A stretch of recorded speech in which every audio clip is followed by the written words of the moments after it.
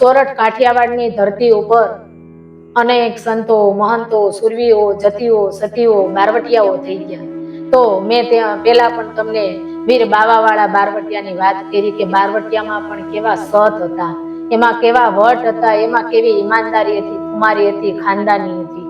કોઈ પોતાના પેટ માટેથી નહીં પણ ગાયો માટે, જાગીર માટે, ગામ ગરાસ માટે થઈ અને બારવટે ચડ્યાતા.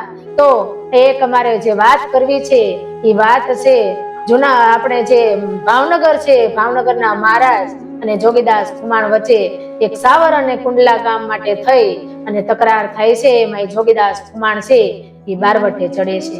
પોતાનું ગામ આંબરડી, ત્યાં એના પિતાશ્રી છે જે આજા ખુમાણ એ આંબરડી ની અંદર છે અને બે ભાઈઓ ભાણ કુમાર ને જોગીદાસ ખુમાણ બારવટે ચડ્યા છે સાવર અને કુંડલાના ગામ માટે થઈ.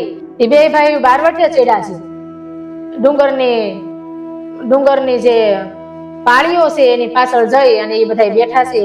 તઈ કોઈ એક માણસ આવી અને એને સમાચાર દેશે કે આજે રાજમાંથી રાણીબા છે એ બે કુંવરને લઈ અને દડવાની જાત્રાએ નીકળ્યા છે, આજ મોકો છે.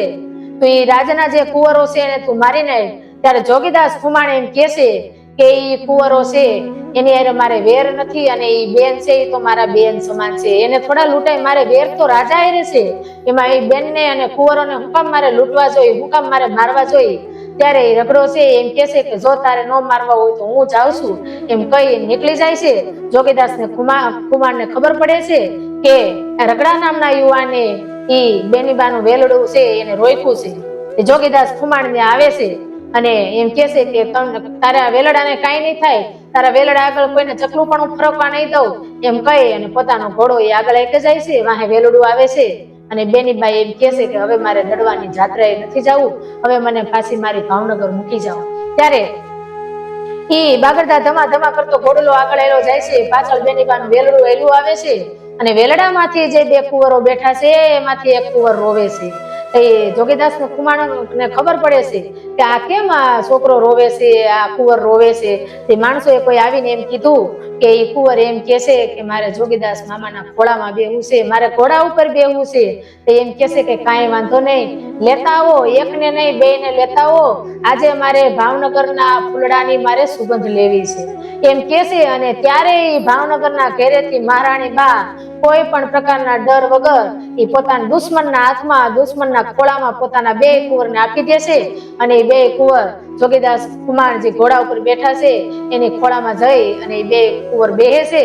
એમ કરતા કરતા કરતા કરતા કરતા ભાવનગરની સીમાડે પૂગે છે. ત્યારે ઘોડો ઉભો રાખે છે, બે કુંવરને ઉતારી અને જેમ હરણા ઠેકડા મારતા મારતા જાય ને એમ બે કુંવર આવી અને વેલડામાં આવી અને એની માં પાસે બેસે. તે એને એમ થાય છે કે વાહ જોગીદાસ ખુમાણ, વાહ તારા બારવટા, વાહ તારું ખાનદાની, કે તે આજ મારા બે કુંવરો દુશ્મનના છોકરા તારા હાથમાં હતા પણ તેને વાળ વાકો ન કર્યો.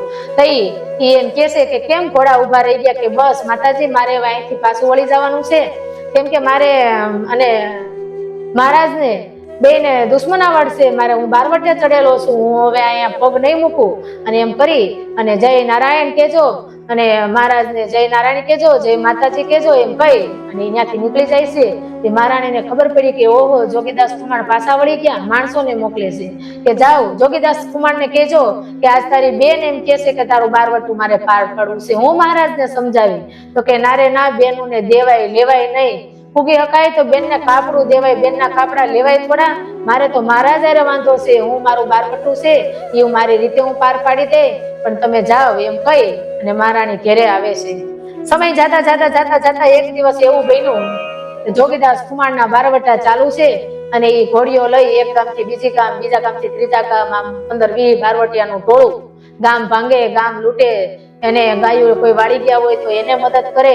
એમ કરતા કરતા એક દિવસ એક વનવગડાની અંદર 15-16 વર્ષની દીકરી એ ઘેટા બકરા ચારે છે અને ત્યાં જોગીદાસ ખુમાણ આવે છે અને એમ કે છે કે અરે ઓ દીકરી, કે તું એકલી એકલી અહીંયા વગડાની અંદર ખીણ જેવી જગ્યા છે, ચારે બાજુ ઢોરા ઢાકરા ટેકરા છે અને તું અહીંયા એકલી ભર બપોરે એકલી ઢોરા ચારશો, તને કોઈની બીક નથી હે? કે તું એકલી છો?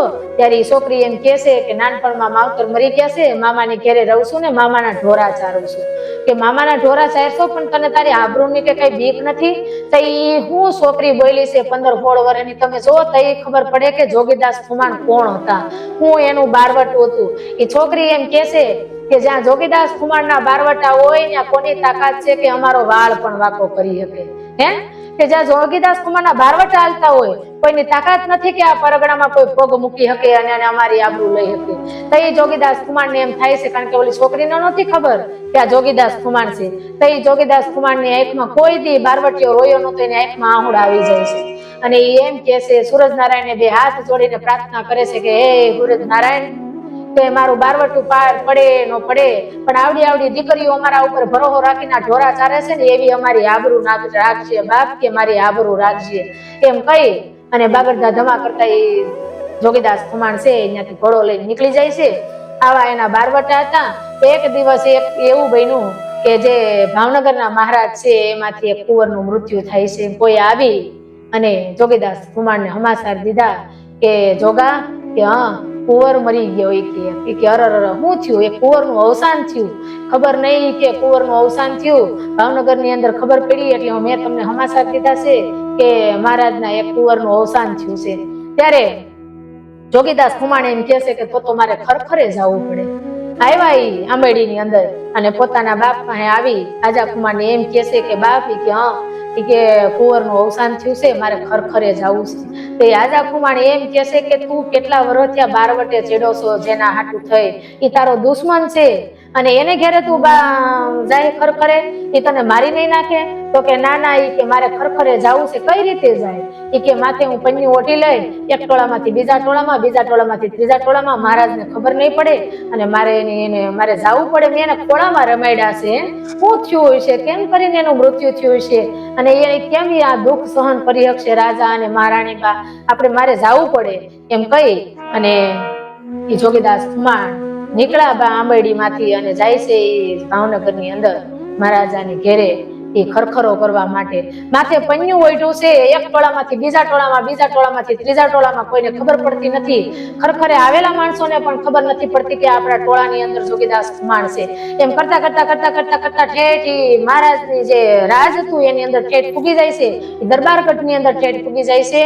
તો એ જે ખરખરે આવેલા માણસોને તો જે રાજના માણસો હતા એ સાના રાખતા હતા, એને આશ્વાસન આપતા હતા કે હશે ભાઈ કુંવરનું આયુષ્ય જેટલું હશે બાપ, આપણને થોડી ખબર છે, આવ્યા એને જવાનું છે, એમ કઈ કઈને આશ્વાસન આપીને એને સાના રાખતા હતા. પણ જે ટોળામાં જોગીદાસ ખુમાણ સુપાણા હતા એ ટોળું જયારે રાજમાં આવે છે ત્યારે ખુદ ભાવનગરના મહારાજ ઉભા થાય છે, હાથમાં પાણીનો કળશો ભરી અને ઉભા થાય છે અને જોગીદાસ ખુમાણ ખરખરો કરે છે. ત્યારે જોગીદાસ ખુમાણને માથે હાથ મૂકી અને ભાવનગરના મહારાજ એમ કહેશે કે સાનો રહી જા બાપ, કુંવરનું આયુષ્ય જેટલું હશે તું સાનો રહી જા. ત્યારે જોગીદાસ ખુમાણ એમ કહેશે કે તમને કેમ ખબર પડી મહારાજ કે હું જોગીદાસ ખુમાણ છું? ત્યારે મહારાજ એમ કહેશે કે 500 માણાના હાકલા પડકારામાં તારો હાકલો હું ઓળખી શકતો હોય તો તારું રુદન હું ન ઓળખી શકું કે આ જોગીદાસ ખુમાણનું જ રુદન છે?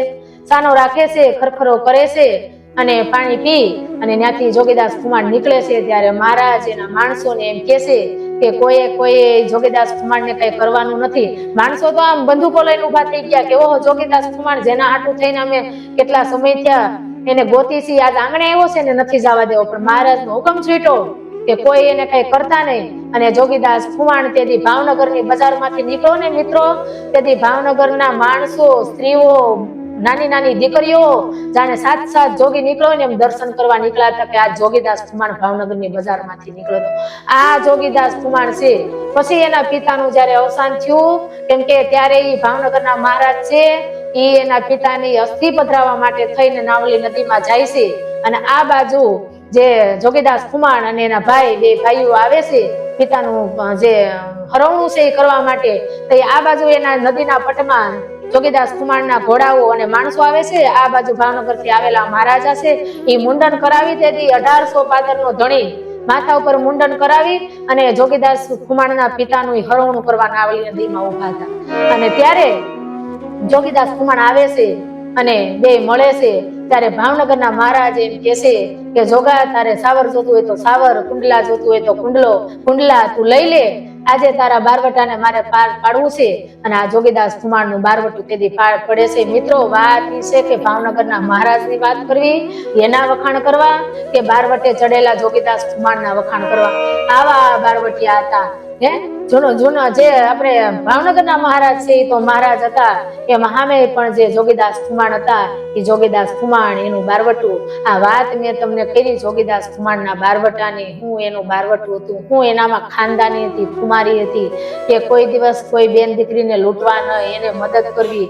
અને બારવટાના ઓઠે બેનું દીકરીઓ આમ અંદરથી આમ અહંકાર, આમ શું કહેવાય, અંદરથી એને એવું રહેતું કે કોઈને કોઈ અમારી ઉપર કોઈ અમારી હામું ન જોઈ શકે, એવી તો અંદર એનામાં એટલું આમ અંદરથી જુસ્સો રહેતો એ દીકરીઓ ઉપર કે અમારે ત્યાં તો જોગીદાસ ખુમાણના બારવટા છે, કોઈની તાકાત નથી કે અમારો વાળ વાંકો કરી શકે.